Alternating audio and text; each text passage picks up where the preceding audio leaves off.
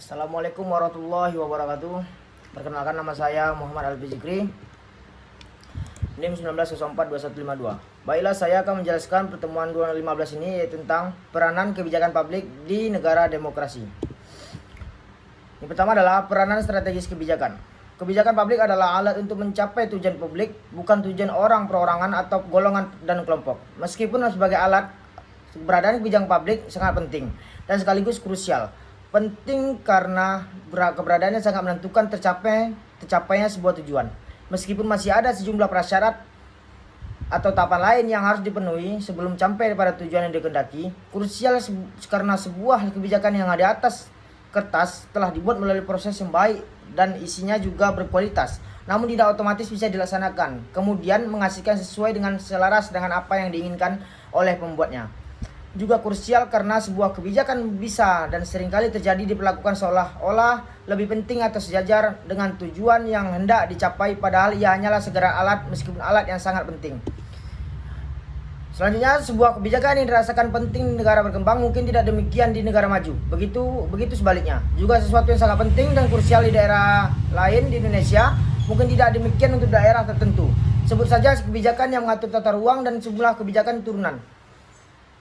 Misalnya mengenai izin mendirikan bangunan IMB yang sangat penting bagi daerah perkotaan, tetapi tidak demikian bagi daerah yang tergolong belum maju.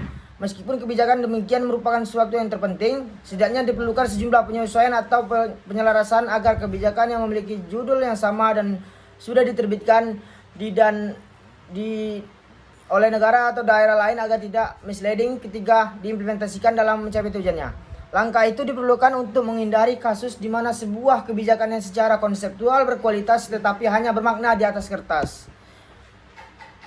Selanjutnya, kebijakan yang sama ratakan ibarat kapal di negara modern dan demokratis. Peran dan fungsi kebijakan publik dapat diibaratkan sebuah kapal yang diciptakan untuk menjawab persoalan atau kebutuhan penggunaannya. Kapal itu bukan hanya harus dirancang dalam bentuk atau spesifikasi dan besaran yang tepat, tetapi juga harus memiliki mesin yang tepat, aporipet.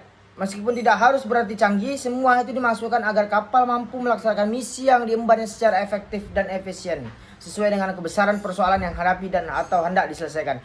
Pengemudi kapal bukan hanya untuk mumpuni dan memiliki jam terbang yang cukup dalam mengemudikannya, tapi juga harus didukung oleh awak kapal yang berpengalaman agar cipta kerjasama yang produktif. Di negara modern dan demokratis, hubungan yang polanya top down bukan hanya dianggap usang dan tidak berkompatibel dengan sistem yang ada, tapi juga tidak sehat, setidaknya dalam jangka panjang karena berdampak buruk dan mengacukan hakikat tujuan publik. Sebagaimana yang tertuang dalam konstitusi, pola-pola hubungan pemerintah model lama yang cenderung top down dan otoritan sudah bukan zamannya lagi diberlakukan untuk Indonesia yang sistemnya semakin demokratis. Misalnya ketika alat-alat berkekuasaan dengan menggunakan pola lama dianggap mampu secara efektif mengancam masyarakat untuk melaksanakan kewajibannya dan menerima kualitas pelayanan yang diberikan tanpa reserve. Sekarang ini tidak bisa dilakukan, apalagi alat-alat kekuasaan itu tidak sekuat dulu oleh sistem yang ada, sehingga hubungan pemerintah model lama jika digunakan akan kontraproduktif. Ilustrasi kapal di atas yang dipersamakan dengan kebijakan di sini adalah sebuah kapal yang dikelola berdasarkan prinsip-prinsip manajemen publik, di mana penumpang kapal tidak boleh lepas tanggung jawab begitu ia telah membayar tiket atau ongkos yang telah ditetapkan dalam tarif sesuai dengan kedudukannya dan pelayanan yang dinikmati penumpang. Ada tanggung jawab yang telah ia bayar ongkos kapal, itu terus mengawasi dan bahkan meminta pertanggungjawaban terhadap proses jalannya kapal sehingga tujuannya. Mengapa demikian? Karena sejatinya penumpang itu adalah secara bersama membeli kapal dia dan bukan orang lain sebagaimana yang terjadi di organisasi privat. Sekian yang dapat saya sampaikan. Saya sudahi. Wabillahi taufiq wal hidayah. Assalamualaikum warahmatullahi wabarakatuh.